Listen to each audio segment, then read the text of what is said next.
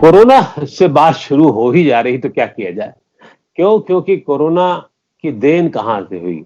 हम सब लोग ये मानते रहे हैं, बीच-बीच में ऐसी खबरें आती रही हैं कि कोरोना जो है वो चीन की वुहान की लैब से शायद मैन मेड है और पहले शायद लगाते रहे हम लोग और बाद में जिसके इतने म्यूटेंट वेरिएंट होते रहे और म्यूटेंटेड पूरी चीज़ें गढ़ती, घुमटती रहीं, तो उसमें फिर ये चीज़ें पक्की होने लगी।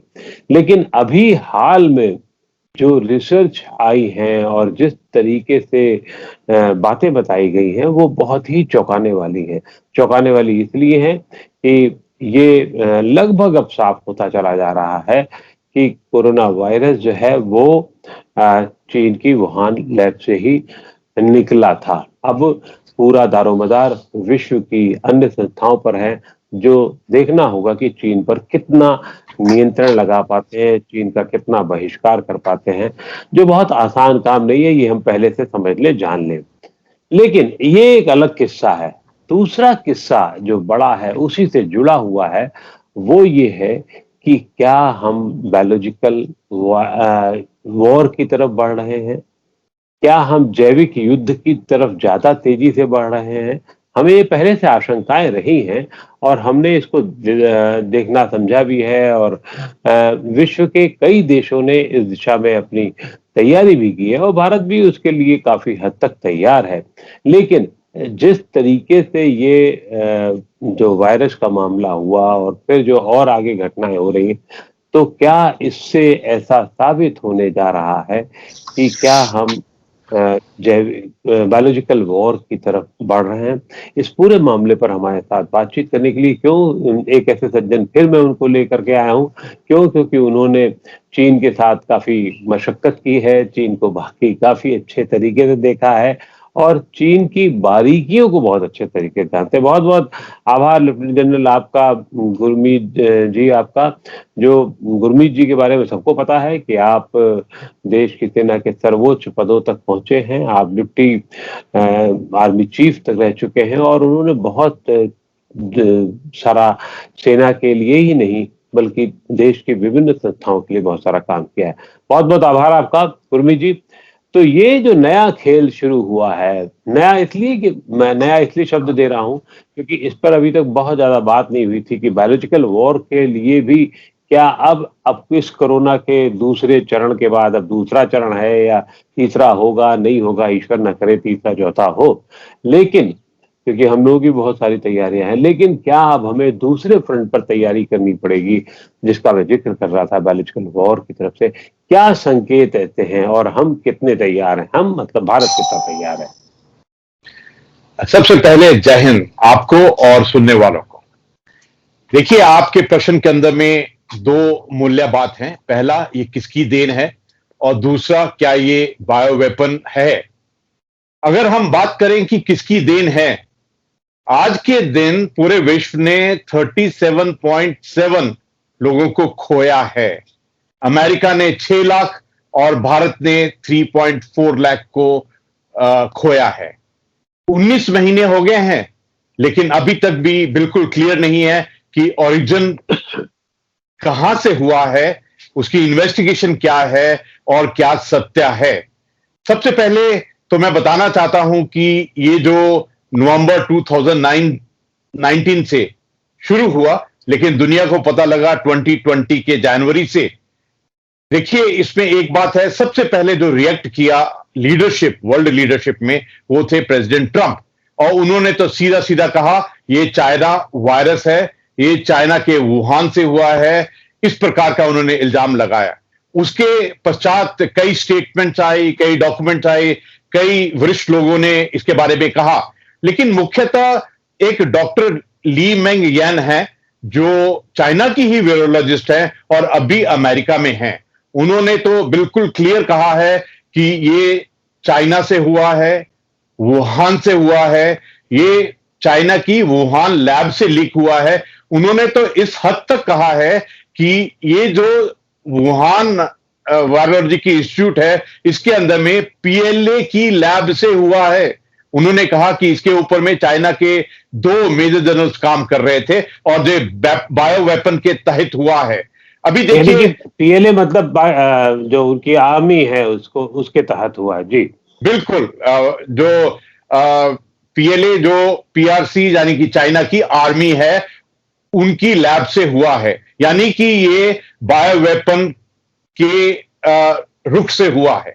अभी देखिए, चाइना के अंदर में बायो वेपन प्रोग्राम चल रहा है। अब मैं आपको इसकी थोड़ी हिस्ट्री बता दूं। देखिए, 1984 के अंदर में चाइना ने बायोलॉजिकल वॉरफेयर कन्वेंशन को ज्वाइन किया, वो भी 12 साल के बाद में, कन्वेंशन बनने के बाद में। 1993 से चाइना इस वायरस के ऊपर में काम कर रहा था। 1995 के अंदर में यूएस के प्रेसिडेंट क्लिंटन ने कहा कि स्ट्रांग इंडिकेशंस हैं कि चाइना बायोलॉजिकल वेपन के ऑफेंसिव प्रोग्राम पर काम कर रहा है। उसके बाद में ये 1999 से इसके ऊपर में रिसर्च शुरू होगी वुहान के अंदर में बहुत जोरों शोरों से। और 2015 में जो ऑस्ट्रेलियन के कुछ एक मीडिया ने डॉक्यूमेंट्स पेश किए हैं, उनके मुताबिक पीएलए के साइंटिस्ट, उनके बायोलॉजिस्ट और उनके सीनियर लीडरशिप इस रिसर्च में थे कि किस प्रकार बायो वेपन बनाया जाए। और यह भी था कि उनका मिशन बिल्कुल क्लियर था कि किस प्रकार से टारगेट नेशन के अंदर में जो मेडिकल फैसिलिटीज है उनको एकदम कोलैप्स किया जाए। यह भी उनकी सोच थी कि किस प्रकार जो न्यू ईरा है जेनेटिक इंजीनियरिंग, इसका फायदा उठा के बायो वेपन बनाया जाए। देखिए, एक बात बिल्कुल क्लियर है कि चाइना का जो कन्वेंशनल वॉरफेयर है उसमें चाइना की ज्यादा पकड़ नहीं है। ये 1979 वियतनाम के साथ जो लड़ाई हुई थी, ये पूरी दुनिया ने देखा था कि किस प्रकार चाइना हारा था। उसके बाद में इन्होंने इनकी जो स्ट्रैटेजीज रही हैं, पॉलिसी रही हैं, जो नेशनल सिक्योरिटी और मिलिट्री के पॉइंट ऑफ व्यू से, वो इनडायरेक्ट अप्रोच और अनरिस्ट्रिक्टेड वॉरफेयर पे रही हैं। देखिए, इस लैब के अंदर में इनकी चाहत थी कि गेन ऑफ फंक्शन रिसर्च, यानी कि इस किसी भी वायरस को किस प्रकार से ज्यादा वेरुलेंट, ज्यादा लीथल और ज्यादा खतरनाक कैसे बनाया जाए, जिससे कि उस बनाए हुए वायरस को जो गेन ऑफ फंक्शन से बनाया गया है उसको वॉरफेयर के लिए किस तरह इस्तेमाल किया जाए। इनकी चाहत थी, इनकी इंटेंशन थी कि किस प्रकार इसको एनिमल वायरस से ह्यूमन ट्रांसमिशन के लिए जंप किया जाए। और इसके ऊपर में वुहान के अंदर में खास रिसर्च हो रही थी।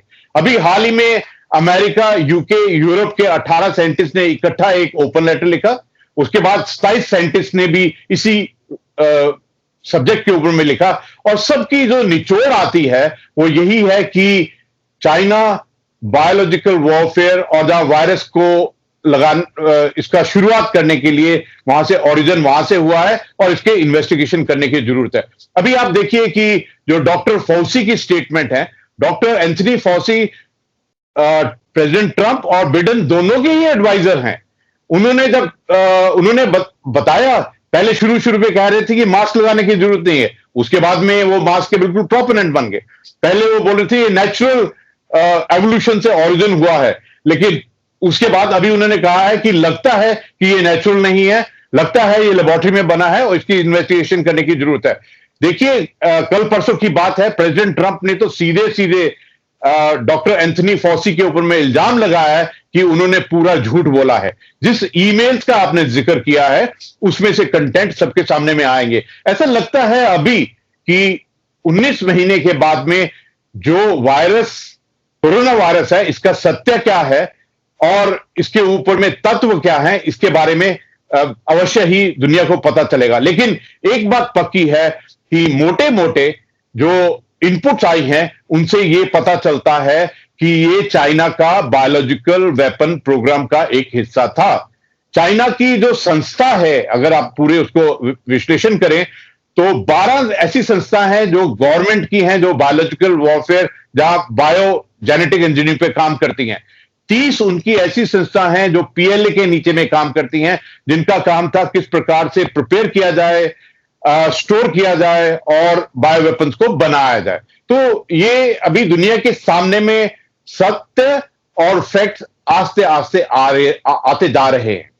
जी, ये बात बिल्कुल सही है और ख़ास तौर से जब वायरस का मतलब नेचुरल वायरस होता है जिससे तो उसमें उसके स्पाइक प्रोटीन में छेड़छाड़ नहीं होती है।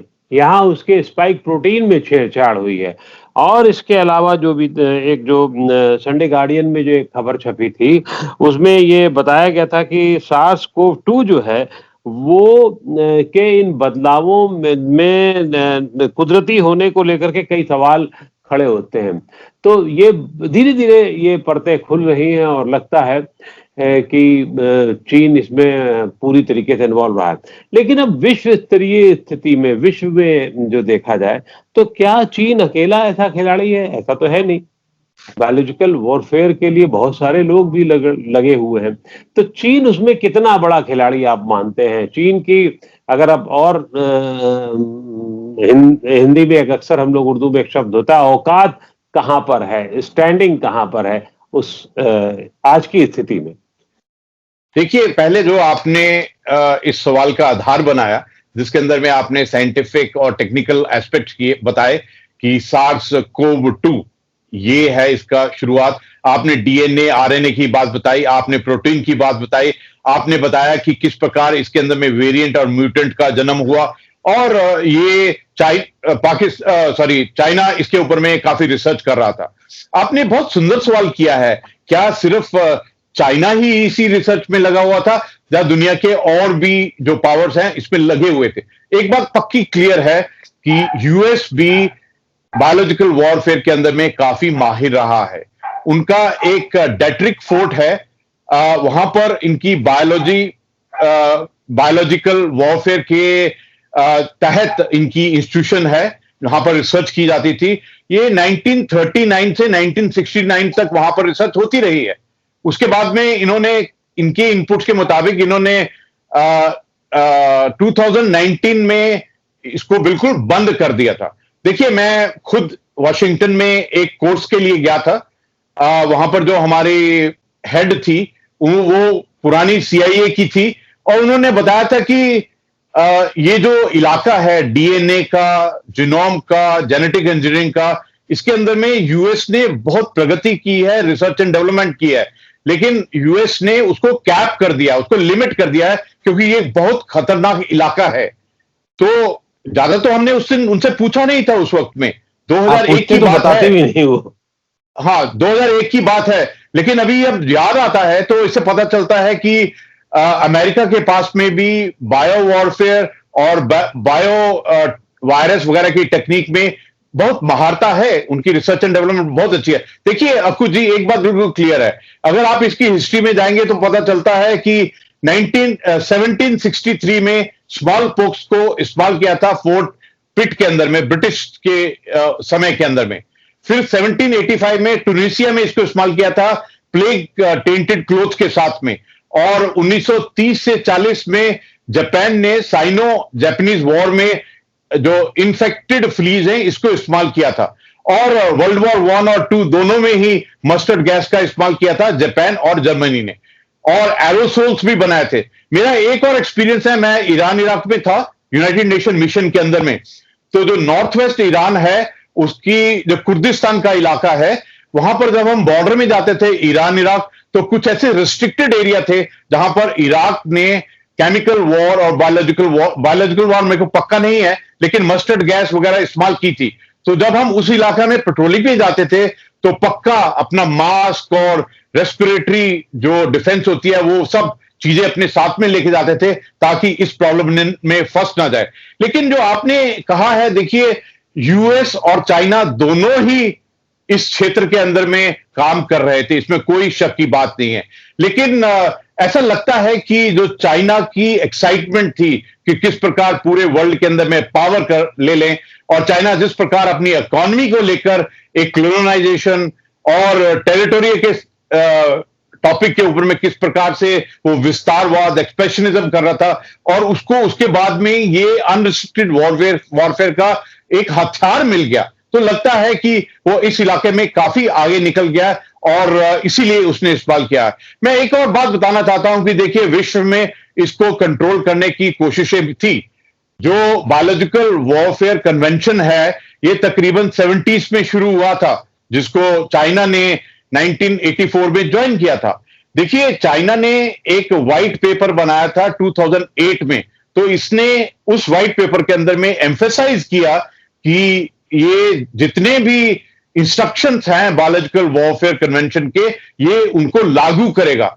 तो लगता है कि इस समय जब 2015 के बाद में चाइना ने उन अडहेरेंस को छोड़कर बायो वेपन को इस्तेमाल बनाने की कोशिश की है। और देखिए, दुनिया में और भी ऐसे एग्जाम्पल हैं जिसमें बायो टेररिज्म, बायो वेपन के काफी एग्जाम्पल मिलते हैं। अगर आप देखें, जो H1N1 इन्फ्लुएंजा पेंडेमिक था जो चाइना में हुआ, एक जगह है त्यानमाय, वहां पर अप्रैल जून 2009 में इसके केसेस आए। तो चाइना ने उस वक्त में इल्जाम लगाया कि यूरोप, अमेरिका और मेक्सिको ने मिलकर ये वायरस चाइना को एक्सपोर्ट किया है।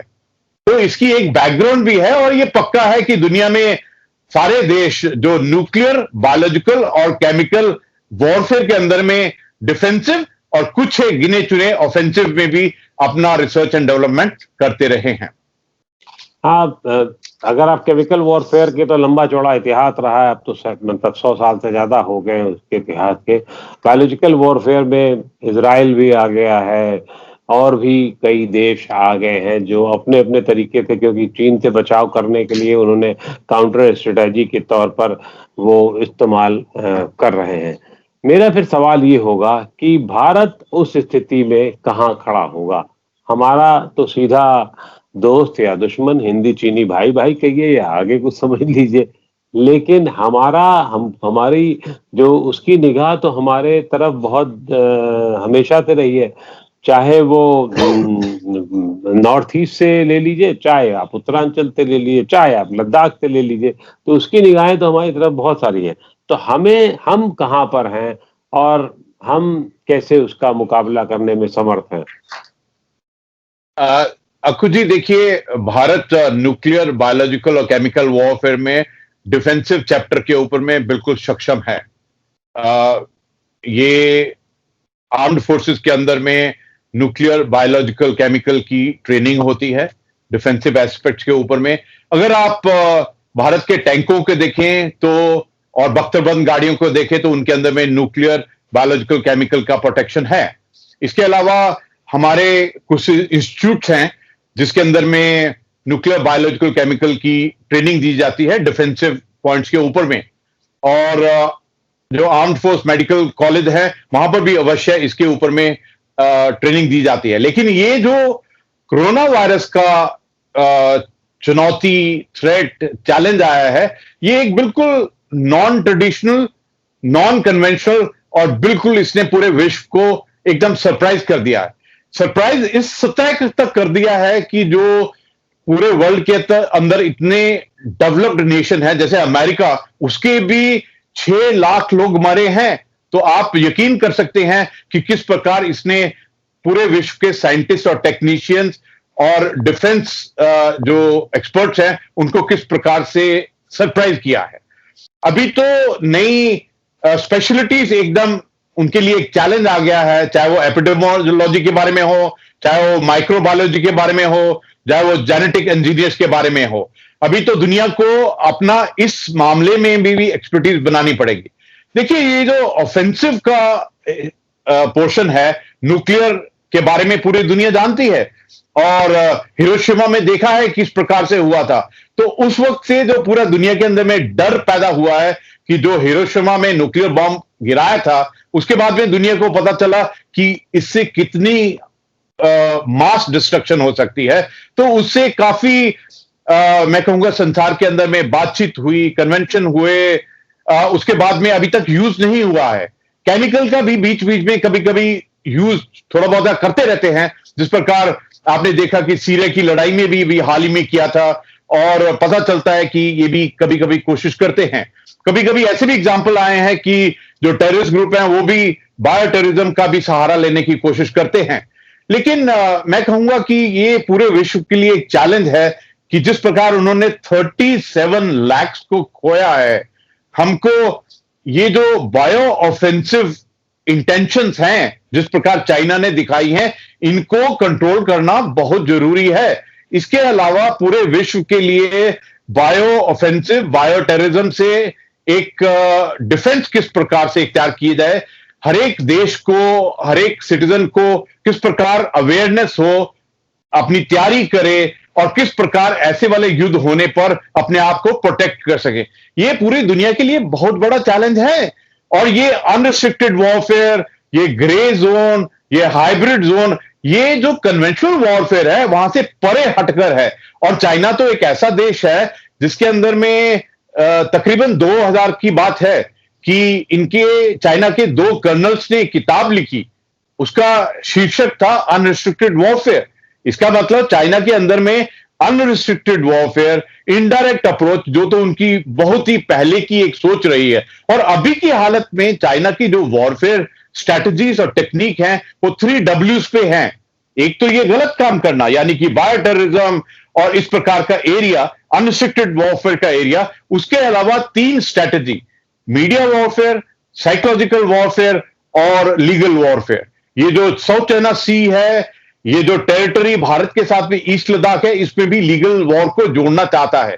देखिए, जो चाइना है वो एक्सपेंशनिज्म है, उसका विस्तारवाद सोच है। उसके अलावा अभी जब से कोविड आया है तब से उनकी और भी एटीट्यूड और बिहेवियर का पता चला है।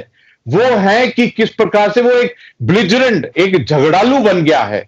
वो हर एक फ्रंट पे उसने वॉर शुरू कर दिया है। उसके अलावा वो डिप्लोमेसी के इलाके में एक वॉल्फ वॉरियर बन गया है, मतलब कि लोगों को डराना शुरू कर दिया उसने। इससे पहले कि कोविड वॉर शुरू होता, 1978 के बाद में इसने ट्रांसफॉर्मेशन शुरू की मिलिट्री, टेक्नोलॉजी और इकोनॉमी में इसको बहुत सफलता मिली। लेकिन उसी इकोनॉमी को इस्तेमाल करके उसने लोन और डेब्ट के साथ में पूरी दुनिया में इकोनॉमिक कोलोनाइजेशन की शुरू कर दी। हमने देखा कि पाकिस्तान, श्रीलंका, मालदीव, अफ्रीकन देशों के ऊपर में उसने उनकी टेरिटरी को हड़बड़ाना, उनको एकदम अपने हाथ में, हाँ, म्यांमार समेत जितना भी है ये सब उसने कब्जा कर लिया है। एक इधर और खबरें आई थी जिसका आपने बहुत हल्का सा जिक्र किया कि चीन ने एक काम और शुरू किया है। पाकिस्तान पहले से खुलेआम करता रहता था टेररिज्म ग्रुप्स को सपोर्ट करना। तो दुनिया में जहां जहां कुछ गड़बड़ हो सकती है देश में, और जिस भी देश का चीन से थोड़ा बहुत भी इंटरेस्ट किसी भी तरीके से हो सकता है, वो बात मैं, क्योंकि चीन की, जैसा कि हम सभी लोग जानते हैं, 14 देशों के साथ उसकी सीमाएं लगती हैं, तो उन सभी देशों में कहीं से भी उसको अगर कहीं खतरा होता है तो वहां पर वो टेररिस्ट गुट जो काम कर रहे हैं, जो पहले से देश विरोधी ताकतें हैं, उनको सपोर्ट करने लगता है वो। क्या ये संभावनाएं भारत में भी आपको नजर आती हैं? अक्कू जी, आपका प्रश्न बहुत सुंदर है और वही ये प्रश्न कर सकता है जिसको देश की चिंता है और देश के लिए हर वक्त सोचता रहता है। मैं आपको बताना चाहता हूं कि ये जो पाकिस्तान और चाइना की कोलिसिवनेस है, नापाक गठबंधन है, इसके तहत बहुत चीजें पता चलती हैं। सबसे पहले कि चाइना टेररिज्म को ओपनली सपोर्ट करता है। देखिए, यूएन सिक्योरिटी काउंसिल और यूएन जो कि जितनी भी इंटरनेशनल कोर्ट ऑफ जस्टिस के अंदर में, इतना बड़ा देश, 1.4 बिलियन का देश और अनब्रोकन सिविलाइजेशन, हजारों साल की सिविलाइजेशन, और एक टुच्चे से मसूद अजहर के लिए वो लड़ता है। समझ में नहीं आता है कि इतनी बड़ी पावर और टेररिस्ट ऑर्गेनाइजेशन के लीडर के लिए क्यों लड़ता है, क्यों उसको सहारा देता है। और ये जो उसकी चाल है कि किस प्रकार से एक्सपेंशनिज्म और टेररिज्म को सपोर्ट करे और किस प्रकार से पाकिस्तान के साथ में नापाक गठबंधन बनाए। हां, समझ आता है कि उसका पाकिस्तान के साथ में नापाक गठबंधन भारत के विरुद्ध है, समझ आता है इसका। लेकिन पूरे विश्व के अंदर में वो किस प्रकार टेररिज्म को सपोर्ट करने की कोशिश कर रहा है, ये तो सबके सामने में आया। अभी हाल ही में जो 11 दिन का युद्ध हुआ इजराइल और पैलेस्टीनियन के हमास टेररिस्ट ऑर्गेनाइजेशन के बीच में, उसमें भी चाइना हमस की तरफ से अपनी आवाज उठाने की कोशिश कर रहा था। वो बोल रहा था कि वहां पर कितना अत्याचार इजराइल की तरफ से हुआ है। तो पता चलता है कि जहां पर भी इस प्रकार के फंडामेंटलिज्म, एक्सट्रीमिज्म और टेररिज्म की बात है, और देखिए कितना दुगलापन है, कितना दुगलापन है। ये तो एक सीमा है दुगलेपन की, कि एक तरफ में वो इन सब जगह में जहां पर इजराइल और हमास टेररिस्ट ऑर्गेनाइजेशन, पाकिस्तान की टेररिस्ट ऑर्गेनाइजेशन और विश्व में न जाने और कितनी जगह में टेररिज्म को सपोर्ट करता है, लेकिन जो अपने ही देश में उइगर के ऊपर में, सिंजियांग के अंदर में एकदम अत्याचार, और वहां पर भी जो चाइना है वहां बायो टेररिज्म भी कर रहा है।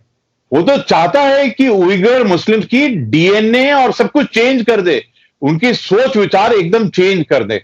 तो देखिए ये जो चाइना की नापाक स्ट्रैटेजी है, expansionism, supporting terrorism, bio warfare, economic colonization, ये सब एक पूरे विश्व के लिए एक बहुत बड़ी चुनौती बन गई है।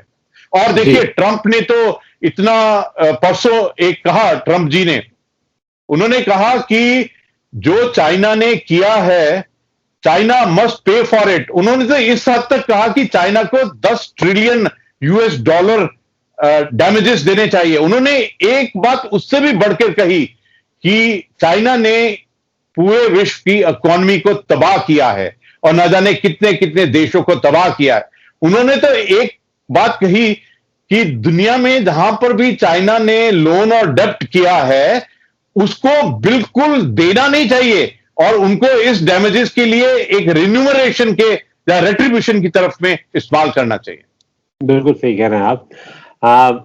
क्योंकि चाइना अपनी हरकतों से बाज नहीं आ रहा है और पूरे विश्व को उसके खिलाफ अपनी ताकतों को एकजुट करना पड़ रहा है, और तमाम नए गठबंधन जो बन रहे हैं वो उसी तरफ का इशारा कर रहे हैं। वो खुद नहीं देखता कि वो अपने मुस्लिम के लिए क्या करता है, कितनी बर्बादी कर रहा है, लेकिन जाकर के हमास से एक तरफ से लड़ने की कोशिश करता है या हमास को बहुत सारा सपोर्ट करता है।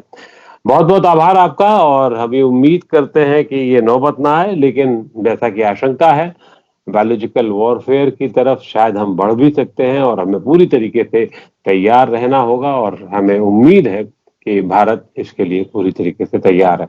जय हिंद सर, बहुत बहुत शुक्रिया आपका। आपने नवोदय टाइम्स पंजाब केसरी को समय दिया, बहुत अच्छा लगा। शुक्रिया। जय हिंद। जय हिंद।